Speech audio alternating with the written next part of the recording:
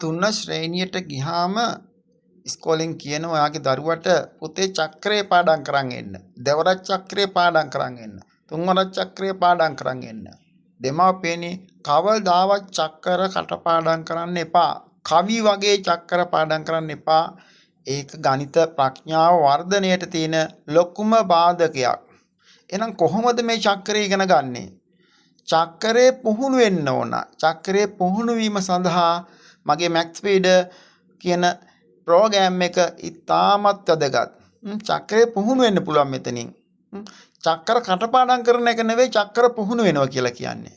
එහෙමනම් ඔයා මේ වැඩසටහනට ආවොත් ඔන්න ඔයාගේ දරුවන්ට ඉතාමත් පහසුවෙන් හරිම විනෝදයෙන් ලේසියෙන් මේ චක්‍ර පුහුණු වෙන්න පුළුවන්.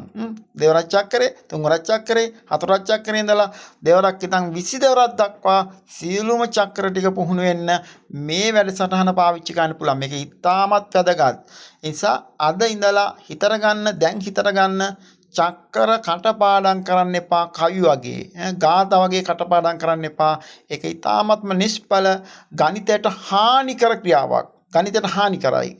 තර්කන හැකියාව අඩපණ කරන්න මේ කටපාඩම් කිරීම හේතු වෙනවා. ඒ නිසා අප පුහුණු වෙන්න ඕන. චක්‍ර පුහුණු වීමක් තමයි අපි කරන්න ඕනේ. පුහුණු වෙනවා කියලා කියන්නේ කටපාඩම් කරනවා කියන එක නෙවෙයි. ඒ නිසා මගේ වැඩසටහනත් එක්ක සම්බන්ධ වෙන්න ඔන්න ඔයාට හරියම ලේසියෙන් ඔයාගේ දරුවන්ට චක්‍ර පුහුණු වෙන්න පුළුවන් මේ ප්‍රෝග්‍රෑම් එක භාවිතා කරලා.